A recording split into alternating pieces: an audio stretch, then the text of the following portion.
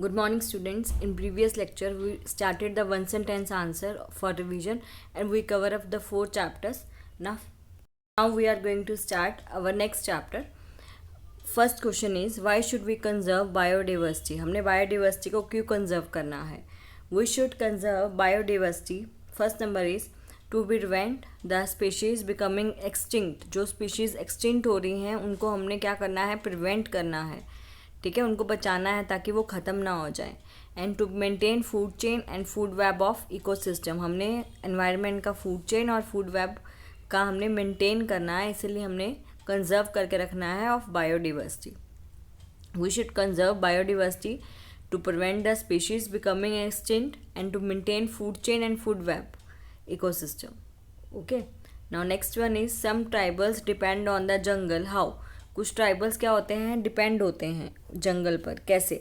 Some tribals for their habitat, food, fuel, clothes and other requirements depend on the jungle. अपने food के लिए, अपने clothes के लिए, अपने हैबिटेट के लिए और अपनी अदर रिक्वायरमेंट्स के लिए जंगल पर डिपेंड होते हैं. Okay, next is what is red data book. Red data book किसको बोलते हैं? Red Data Book is the source book which keeps a record of all the endangered animals and the plants. सारा record रखा जाता है जो animals और plants endanger हो रहे हैं, मतलब डेंजर में है, ख़त्म होने की पोजीशन में है, उसमें उसको रेड डाटा बुक में उनका रिकॉर्ड रखा जाता है. Red data book is a source book which keeps a record of all the endangered animals and the plants. Next, what do you understand by the term migration. Migration term से आप क्या समझते हो वो हमने डिस्कस करना है. Migration, some bird species fly to far away areas every year during a particular time because of climatic changes. Some bird species हैं दूर एरिया में जा रहे हैं हर साल ड्यूरिंग अ पर्टिकुलर टाइम. जब एक टाइम पीरियड आता है वो एक दूसरे एरिया में चले जाते हैं. क्यों? किस रीज़न से? Because of climatic changes. जब क्लाइमेटिक चेंजेस होता है वो अपना जगह छोड़कर दूसरी जगह पर चले जाते हैं. Next, who sports biodiversity. Biodiversity को कौन सपोर्ट करता है? Biosphere reserve sports biodiversity. जो बायोस्फीयर रिजर्व हैं वो बायोडिवर्सिटी को सपोर्ट करते हैं. Next, state flora of Pachmarhi biosphere reserves. जो फ्लोरा है पंचमढ़ी बायोस्फीयर रिजर्व के कौन कौन से हैं? साल है, टीक है, मैंगो है, जामुन है, अर्जुन है. These are the floras of a Pachmarhi biosphere reserve. Next, what is sanctuary. Sanctuary किसको बोलते हैं? Sanctuary is an area where animals are protected from any disturbance to them and their habitat. ऐसे sanctuary एक area है जहाँ पे animals को protect करके रखा जाता है, उनको कोई भी डिस्टर्बेंस क्रिएट नहीं करी जाती और उनको एक नेचुरल हैबिटेट प्रोवाइड करा जाता है ताकि उनको कोई भी प्रॉब्लम ना हो. वो एक एरिया है जहाँ पे एनिमल्स को प्रोटेक्ट करते हैं ताकि वहाँ पे कोई भी डिस्टर्बेंस क्रिएट ना हो, उनका जो हैबिटेट है वो डिस्टर्ब ना हो और वो फ्रीली मूव ऑन कर सके, रह सके आराम से. Okay, now start our next chapter. First question is chapter number 11. What happens in a tug of war when two teams pull the rope equally hard. क्या होगा जब टग ऑफ वॉर होता है? When two teams pull the rope equally. देखो, when two teams pull equally hard then rope does not move in any direction. जो rope होगी किसी भी डायरेक्शन में मूव नहीं करेगी. when two teams pull equally hard then the rope does not move in any direction. जो rope है वो किसी भी डायरेक्शन में मूव ऑन नहीं करेगी.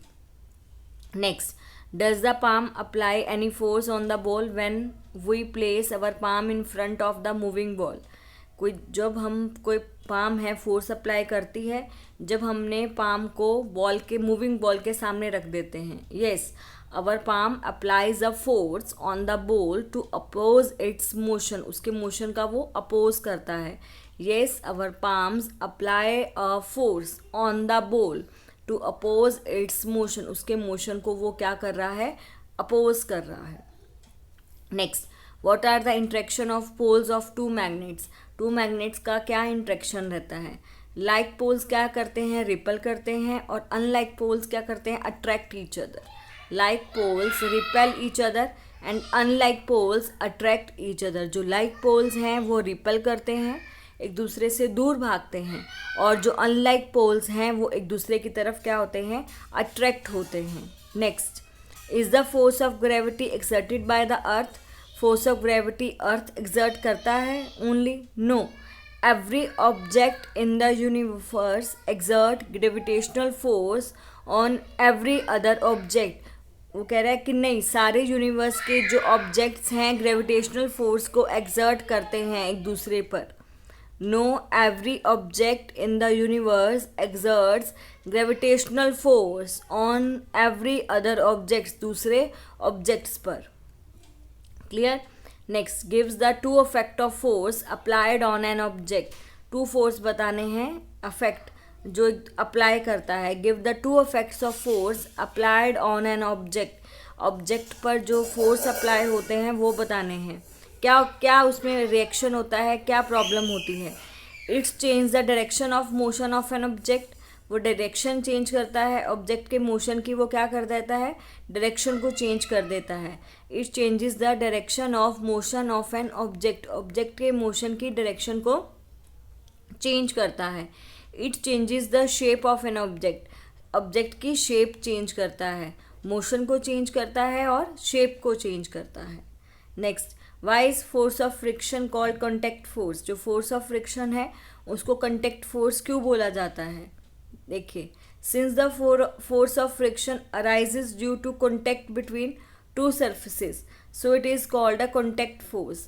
फोर्स ऑफ फ्रिक्शन अराइज होता है due to contact between two surface. जब टू सरफेस के बीच में कॉन्टैक्ट होता है then contact force arises, right. Since the force of friction arises due to contact between the two surfaces, it is called a contact force. उसको हम क्या बोलते हैं, कॉन्टैक्ट फोर्स का नेम दिया जाता है। Okay, now start the next chapter. Next is what do you mean by the lubricants. Lubricants क्या है? The substances that are use to reduce friction. ऐसे सब्सटेंसेज जो फ्रिक्शन को रिड्यूस करते हैं।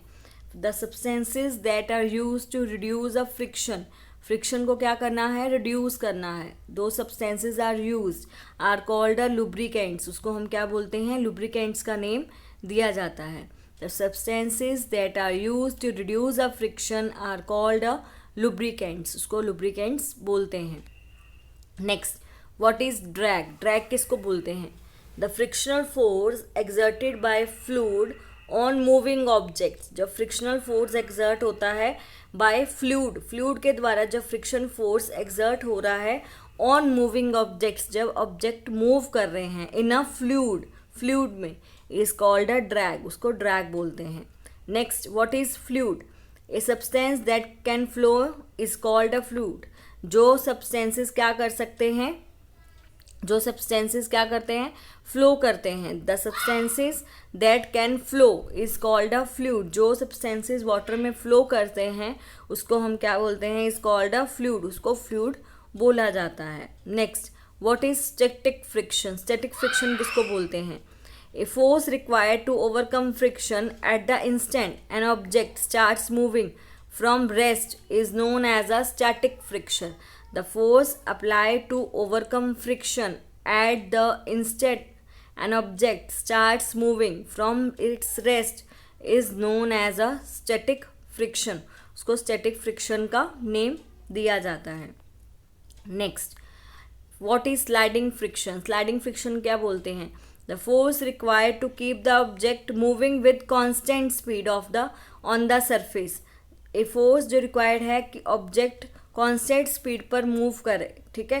The force required to keep the object moving with the constant speed on the surface is known as a sliding friction. उसको हम sliding friction का name देते हैं कि ऑब्जेक्ट एक कॉन्स्टेंट स्पीड पर सरफेस पर मूव करे।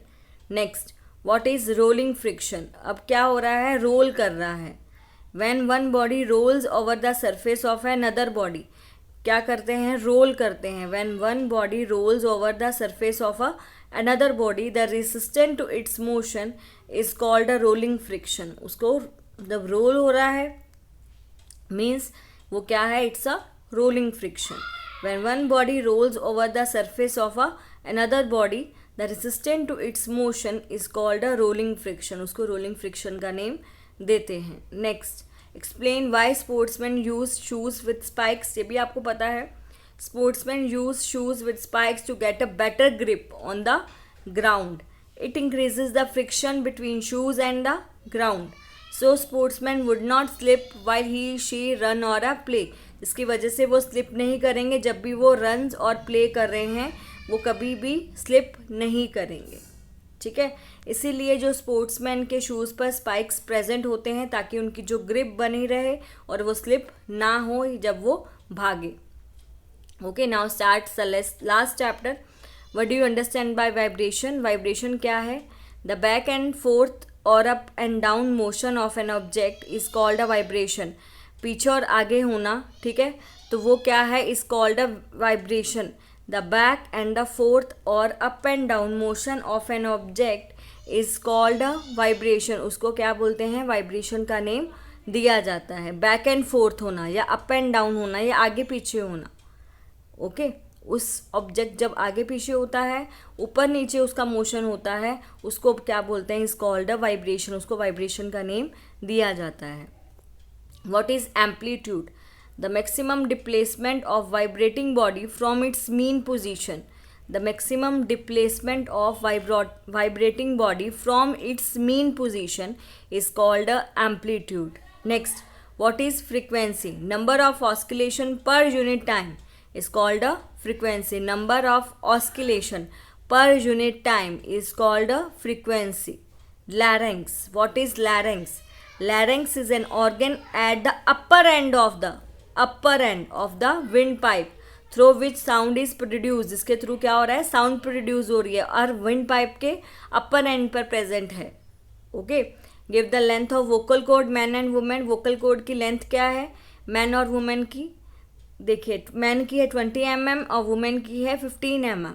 ठीक है, the length of vocal cord in man 20 mm and women 15 mm. What is musical sound? The sound which produces pleasant sensation is called a musical sound. Pleasant sensation जब निकलता है, produce होता है, उसको म्यूजिकल साउंड का name दिया जाता है. And what do you mean by air pollution? Presence of unwanted gases and dust particles in air. Presence of unwanted gases and dust particles in air is called a air pollution. उसको air pollution का name दिया जाता है. ठीक है, तो यहाँ पे 4 चैप्टर्स, जो 4 चैप्टर्स रिमेनिंग थे वो फिनिश्ड हो गए हैं. ठीक है, नेक्स्ट वीडियो में नेक्स्ट 3-4 सेंटेंस स्टार्ट करेंगे. And in this you must be learn all the 1 sentence answer and must be write the worksheet related to this in your revision notebook. Okay, तो आज का यहाँ पे फिनिश्ड होता है. Next हम नेक्स्ट वीडियो में डिस्कस करेंगे.